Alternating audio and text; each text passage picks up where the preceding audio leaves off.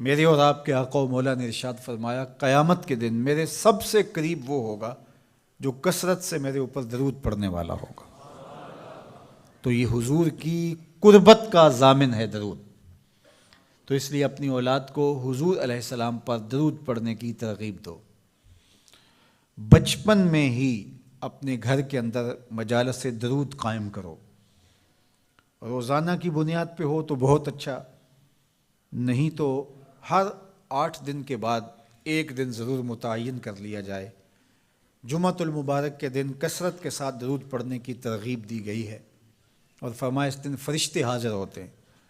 تو حضرت ابو درداء رضی اللہ تعالی عنہ نے عرض کی، یا رسول اللہ صلی اللہ علیہ وسلم، آپ کی حیات طیبہ میں تو ٹھیک ہے، لیکن جب آپ انتقال کر جائیں تو کیا اس کے بعد بھی یہ عمل جاری رکھا جائے؟ ابن ماجہ میں یہ روایت موجود ہے۔ تو حضور علیہ السلام نے حضرت ابو درداء سے فرمایا، ہاں میرے وصال کے بعد بھی اس عمل کو جاری رکھنا، اور ساتھ ارشاد کیا کہ ان اللہ حرم علی الارض ان تاکل اجساد الانبیاء فنبی اللہ حی یرزق، اللہ نے مٹی پر حرام کر دیا ہے کہ وہ نبیوں کے جسموں کو کھائے، نبی قبروں میں زندہ ہوتے ہیں، ان کو رزق بھی دیا جاتا ہے۔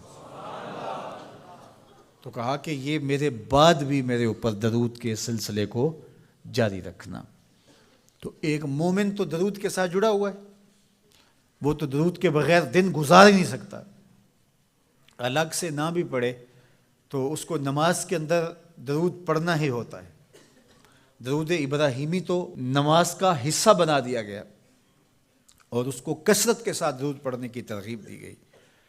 تو درود ایک ایسا وظیفہ ہے کہ جو اپنی زندگی میں جتنا زیادہ شامل کر سکتے ہو اتنا زیادہ شامل کر لو۔ ویسے بھی درود پڑھنے سے بچوں میں تقدس پیدا ہوتا ہے، بچے پاک دامن رہیں، عفت مآب رہیں، ان کی طبع میں تقدس رہے۔ آپ چاہتے ہیں، ہر ماں باپ چاہتا ہے، اور پھر دور موجود کے اندر جو فتنے ہیں تو بہت ضروری ہے کہ ہماری اولادیں تقدس مآب رہیں۔ تو ان کو درود کی ترغیب دو، تو اس کا عملی نتیجہ یہی ہوگا کہ ان میں تقدس کا جوہر پیدا ہوگا، اور ان کی عصمت کی حفاظت رہے گی۔ اور درود شریف پڑھنے والے بچے اور درود شریف نہ پڑھنے والے بچے دونوں کی عادات میں فرق ہوتا ہے۔ درود پڑھنے والوں کی طبع میں رقت، لطافت، نرمی، محبت، شفقت جیسے جذبات پیدا ہوتے ہیں۔ یہ درود شریف کا عملی نتیجہ ہے۔ بعض لوگوں کو شکایت ہوتی ہے کہ ہمارے بچے بڑے اکھڑ ہیں، بڑے تند مزاج ہیں، بڑے سخت گیر ہیں، تو اس کا علاج کیا ہے؟ تو اس کا علاج یہی ہے کہ ان کو درود کی تسبیح دو۔ درود اکڑ توڑ دیتا ہے، طبیعت کی تندی نکال دیتا ہے، طبائع کی تلخیاں ختم کر دیتا ہے، محمد عربی کے نام کی مٹھاس پیدا کر دیتا ہے۔ حضور کا نام شہد سے میٹھا ہے، دل آویز ہے۔ کھنڈ میں اتنی مٹھاس نہیں ہے، شکر اور گڑ میں اتنی مٹھاس نہیں ہے، شہد میں اتنی مٹھاس نہیں ہے، قند اور نبات میں اتنی مٹھاس نہیں ہے جتنی نام محمد میں رکھی گئی۔ ان کا نام لبوں پر آئے، میٹھا میٹھا منہ ہو جائے، ان کے بول بہاروں جیسے اور اصحاب ستاروں جیسے، ان سا پیارا اور نہ کوئی، ان سے بچھڑ کے لکڑی روئی، جب وہ سیر کو جایا کرتے سر پہ بادل سایا کرتے۔ میرے شہر کے ایک پنجابی شاعر ہیں، انہوں نے تو قلم ہی توڑ دیا نا، تینوں سینے دی میں ٹھنڈ آکھاں، اگر آپ کا ذوق ہو تو، تینوں سینے دی میں ٹھنڈ آکھاں، شہد گلاب تے کھنڈ آکھاں، تینوں نبیاں دا میں لاڑا آکھاں، تیرے ہجر دے وچ میں ہاڑا آکھاں۔ تو ان کا نام ہی میٹھا ہے، دل آویز ہے۔ تو درود غصہ ختم کرتا ہے، طبیعت کی تلخی اور تندی مٹا دیتا ہے، اکھڑ پن ختم کرتا ہے۔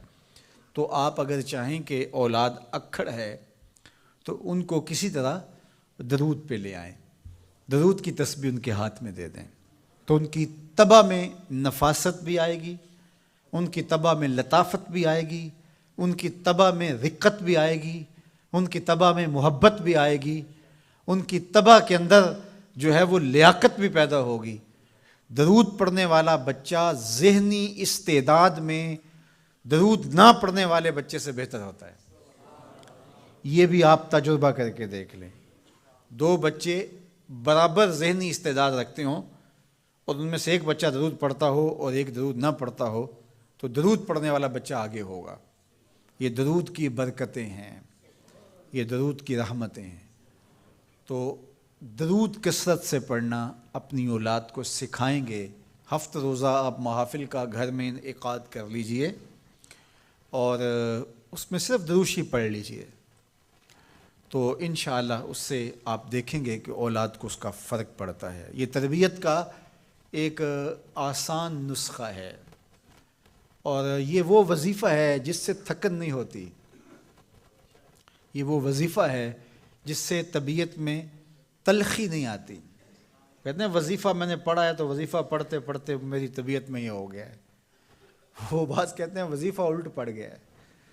بڑے وظیفے الٹ پڑھ سکتے ہیں لیکن درود الٹ نہیں پڑتا، درود ہے ہی سیدھا، یہ الٹوں کو بھی سیدھا کر دیتا ہے۔ تو درود پڑھیں اور یہ منہ بھی میٹھا رکھے گا، یہ دل بھی ٹھنڈا رکھے گا، یہ دنیا بھی ٹھنڈی رکھے گا اور آخرت بھی ٹھنڈی کر دے گا۔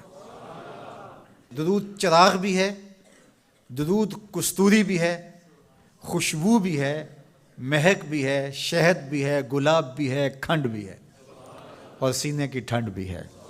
تو درود اپنی طبع کے اندر اچھی طرح سے راسخ کر لیں اور اپنی اولادوں کی طبع میں اس کو راسخ کریں، اس سے آپ عملاً دیکھیں گے